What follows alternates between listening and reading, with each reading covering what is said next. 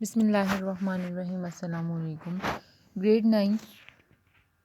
In previous lecture we are study about the distance between the real line. ठीक है, हमने ये find out किया था कि डिस्टेंस हम कैसे फाइंड आउट करेंगे रियल लाइन में। और रियल लाइन मीन्स कि आपके पास एक रियल लाइन है और उसमें कोई भी पॉइंट गिवन हो तो हम उसमें उन पॉइंट्स के दरमियान कैसे डिस्टेंस फाइंड आउट करेंगे। आज हम लोग उसी से रिलेटेड पढ़ते हैं डिस्टेंस फार्मूला। तो डेरिवेशन ऑफ डिस्टेंस फार्मूला क्या है? इन अ कोऑर्डिनेट प्लेन, किसी एक कोऑर्डिनेट प्लेन में, मींस के कोऑर्डिनेट प्लेन हमने जैसे कल पढ़ा था, कोऑर्डिनेट प्लेन जो होते हैं वो मींस कि टू लाइंस हैं, टू परपेंडिकुलर लाइन है, x axis and then y axis, उसमें 4 क्वाड्रेंट हैं।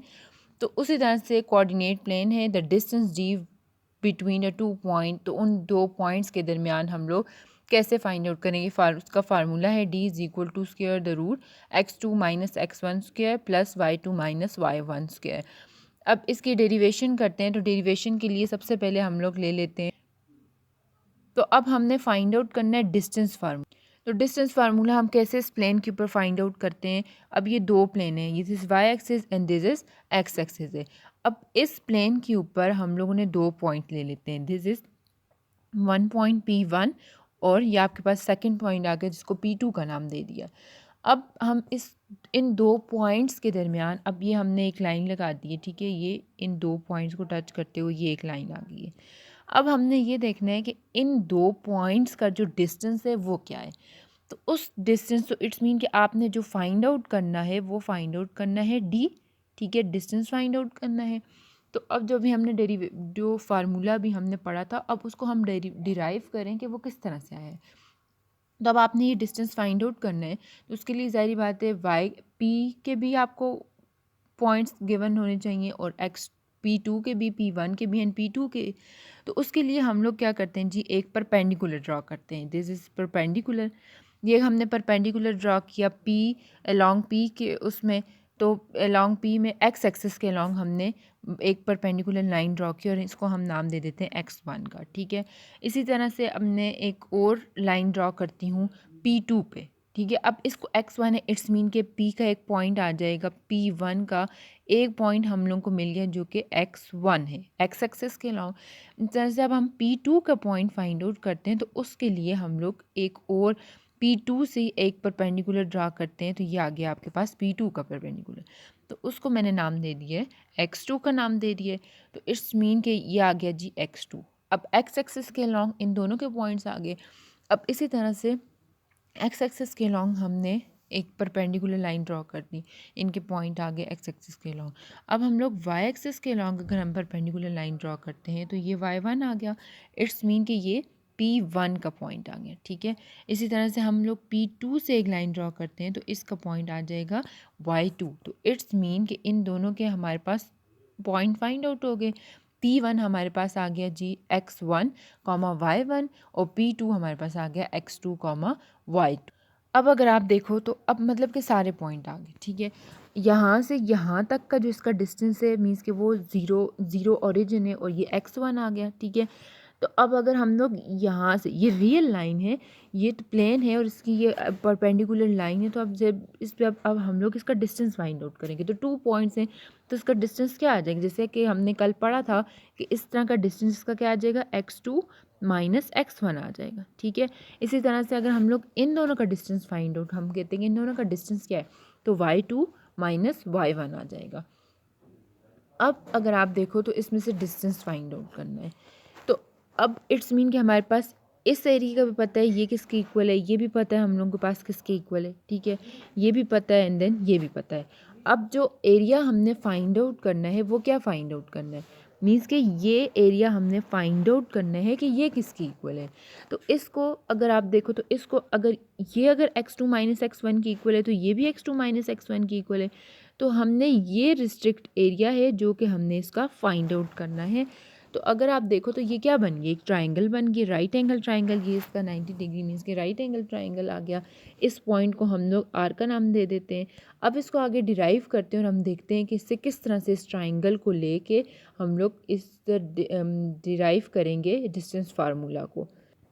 अब अगर आप देखो तो ये हमारे पास ये ट्राइंगल बनी है इसकी, तो इस ट्राइंगल को देखो तो हमारे पास ये 90 आ गया। तो ज़ाहिर बात है ये 90 है, तो अब हम इससे किस तरह से फाइंड आउट करते हैं।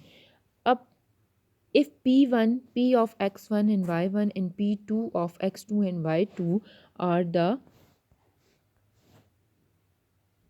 the 2 points in the xy plane, then the distance between the given 2 point p1 into x1 comma y1 and p2 into x2 comma y2 is obtained by applying the theorem।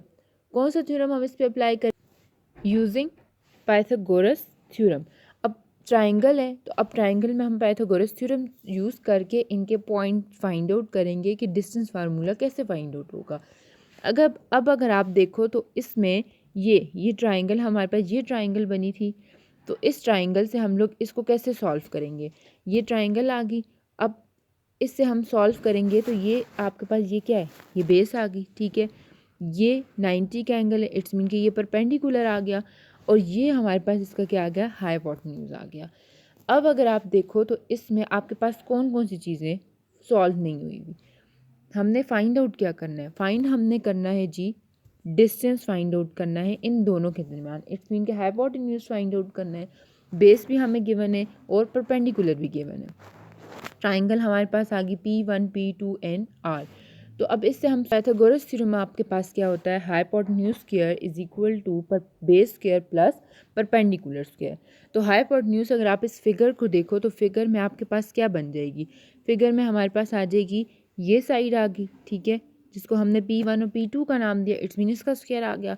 Base हमारे पास आ जाएगी P1 और हम P1 plus R आ जाएगी, P1 plus R आ गई, it's mean और last है आपके पास perpendicular. तो परपेंडिकुलर ये साइड आ गई जिसको हमने R और P2 का नाम दिया हुआ है।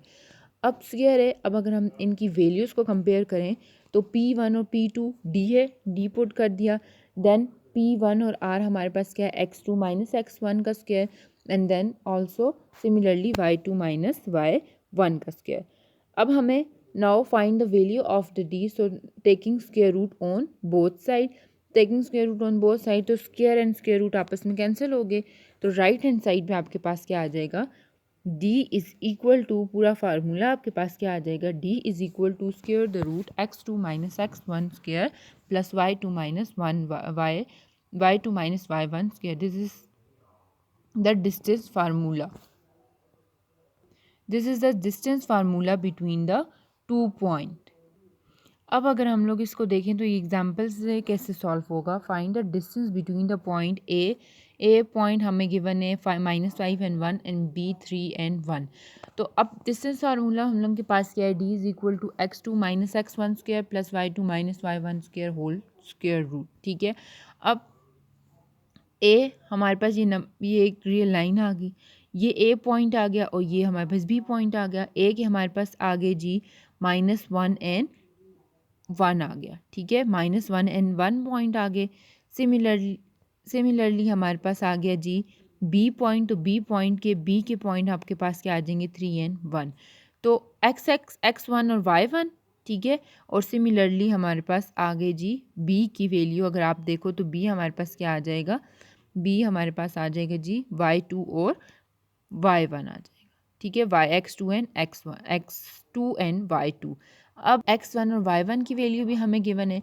अब इसमें हम फार्मूले में पुट करते हैं, x2 is equal to 3 minus आ गया, ठीक है, माइनस फार्मूले वाला इंटू -5 ये वाला आ गया, तो उसके बाद प्लस 1 माइनस 1। तो अब हम कैसे सॉल्व करेंगे, 3 माइनस इंटू माइनस प्लस हो गया, so 3 + 5 is equal to 8, 8 square -1 + 1 -1 cancel, it's mean 0 answer आ जाएगा। तो 8 square is equal to 64 + 0, so 64 square root आ गया प्लस करने से।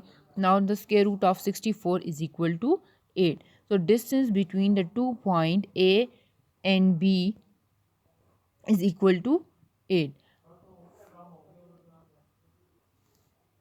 Your homework is exercise 9.1 question number 2.